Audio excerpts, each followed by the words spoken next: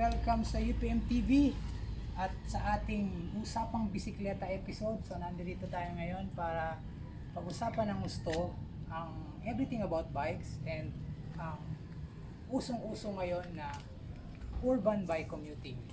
Because of the pandemic, no, so marami sa atin ang naobliga at napuwersa bumili ng bisikleta para makapasok sa trabaho. So marapat lang siguro na pag-usapan natin yung bagay na yan para makatulong tayo lalo na doon sa ating mga newbie urban bike commuters. So bago ang lahat, kailangan muna nating maintindihan yung bisikleta mismo. Ano ba siya? Paano siya gumagana? And paano natin siya efficiently magagamit? So kung makikita nyo, no, may mga bisikleta rito sa tabi ko. Ito yung mga commonly seen types of bikes na makikita nyo sa kalsada na ginagamit ng mga bike commuters natin. So tandaan nyo, hindi lahat ng bisikleta ay pare-pareho. Although ang common denominator nila is dalawang gulong lang sila, pero may mga different types and different purposes yung mga bisikleta na yan. So, dito sa Pilipinas, kung mapapansin nyo, wala talagang bike na specifically for urban commuting. So, lahat ng klaseng bike, kung anong meron ka, yun ang gagamitin mo. Bigti na lang talaga na yung mga bike dealers, bicycle sellers, nagpapasok ng mga hybrid or mga urban commuting bikes. Pero, from the start, no, kung ano man ang bisikleta mo, ang daming ng mga odd and weird looking bikes sa Pilipinas na ginagamit sa kalsada. But still, nasa-serve yung purpose niya. Okay, so kung makita nyo, ito, my personal favorite. This is my gravel bike. So this is an all-around bike. Pwede sa kalsada, pwede sa off-road. I use this for commuting and I use this for my training and recreational cycling. So yan. Diferensya niya sa ibang bikes, especially sa road bike, geometry, pero mas makapal yung gulong. So, pwede siya sa off-road. Diba? Parang kombinasyon to ng mountain bike tsaka ng road bike. So, flared yung ating manibela, then disc brakes. So, halos yun lang ang naging diferensya na talaga. So, may slight difference sa configuration ng geometry. So, para mas maging adaptable siya sa off-road terrain. Okay, next, of course, very popular, very common mountain bike. So, marami kayong makikita sa kalsada na gumagamit ng mountain bike for leisure, for recreation, and for work. So, yan. This is mountain bike specifically designed for mountain bike trail riding. Mountain and trail riding. So, makikita niyo yan, mas heavy duty siya, and most of them has a suspension fork para i-take yung impact when riding sa mga trails. Okay. Again, disc brakes din siya. So, this one is a 27.5 mountain bike. So, marami na ring sizes ang mountain bike ngayon. So yan, manibela niya, straight bar for more control. This one is specifically narrow because yung may-ari nito, ginagamit niya to for commuting. So kasi sa Pilipinas, wala tayong designated bike lane, so sometimes we have to weave through traffic and vehicles. So kailangan narrow, hindi pwedeng malapad ang manibela mo or sasabit ka sa mga side mirror or sa mga sasakyan. Marami kang makakaaway at mauubos ang sweldo mo, kakabayan. Road bike. One of my training favorite. So this one is a carbon road bike. Ginagamit ko rin to sa pagko-commute. Actually, lahat ng bike ko naman bukod sa training, ginagamit ko rin sa pagko-commute. So wala silang distinction. Kung ano lang ang feel ko, this one is faster, of course, manipis na gulong. Pero yun nga, pag nalubak to, madali itong ma-flat. Mas magaang siya. So, yan lang yun. Parang gravel bike din. Pero ito more on road use. Okay. And of course, very popular, folding bike. So marami rin nagpo-folding bike ngayon na bike commuters, no? Kaya importante rin na mapag-usapan natin itong bike na to. I'm no expert on this kind of bike. Napanalunan ko lang itong bike to, na to with my wife sa isang karera. Pero hindi namin siya talaga masyado nagamit. Iba kasi talaga yung riding ko, yung preference ko sa riding.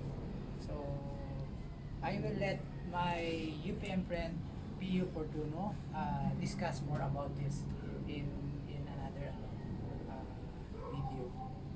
Okay? Pero basically, kung makikita nyo, halos pare-pareho lang naman sila ng itsura ng mga basic parts. Pero ang may malaking pagkakaiba is yung folding bike. From the term itself, folding bike, natitiklop yan, nagiging compact. So mas madali siyang dalhin. So this is more conducive for me, urban commuting. Mas maliit nga lang yung gulong niya, pero yung space na tinitake niya, mas maliit. Pag pagod ka na, pwede kang tumawag ng taxi, lagay mo lang to sa trunk, fold mo lang. So that's it, yan na yun. So maraming tao na mas gusto nilang sumakay sa gumamit ng folding bike kaysa dito sa mga regular bikes na to. Okay? Beginner friendly din to. Kung gusto mo mag-aaral sumakay ng bike, for me, mas madali matuto rito sa folding bike. Okay? So ngayon, alam niyo na yung mga klase-klase ng bike, no, na makikita niyo sa daan.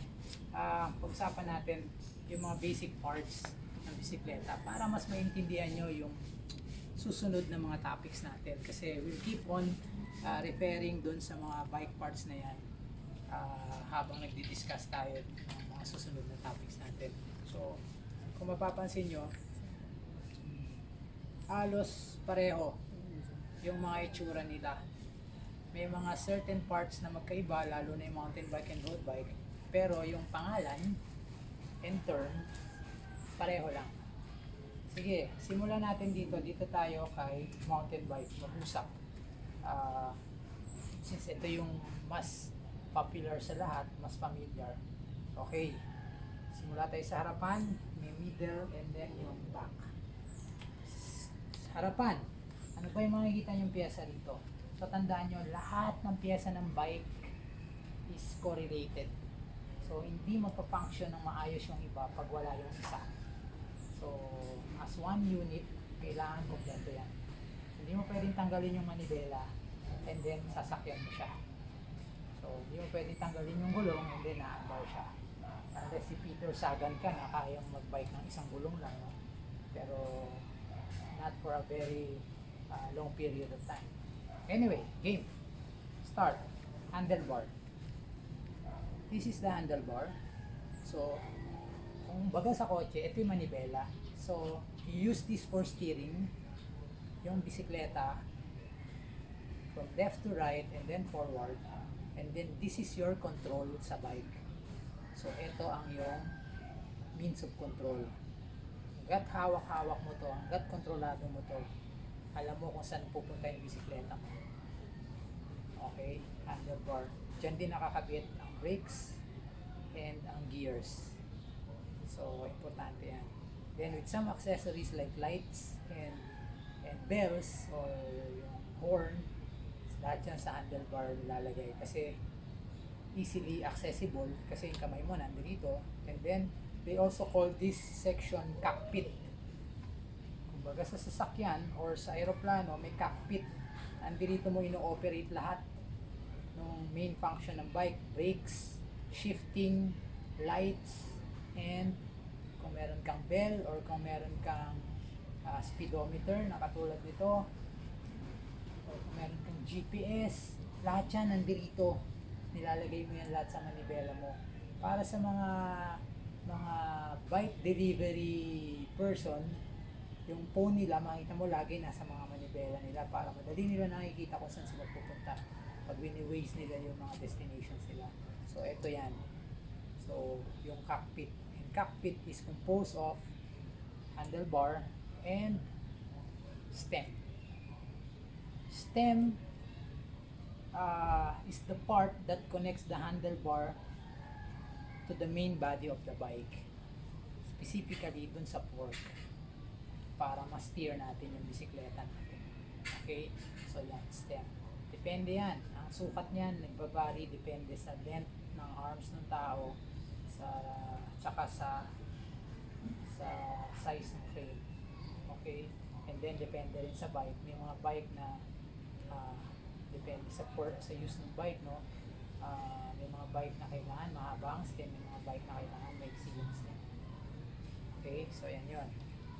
So binubob in lang dyan yung fork, yung handlebar, kakabit siya sa steerer tube ng fork. So yan na yun. Attach na siya. So ngayon, yung cockpit na yan, tas kasama tong stem natin, nakakabit yan dito sa steerer tube. Tawag dyan steerer tube, which is yung top portion ng bike fork. Ito yung bike fork. This one is a rigid bike fork because this bike is designed for road commuting. So ayaw niya ng suspension fork kasi nga para malesen yung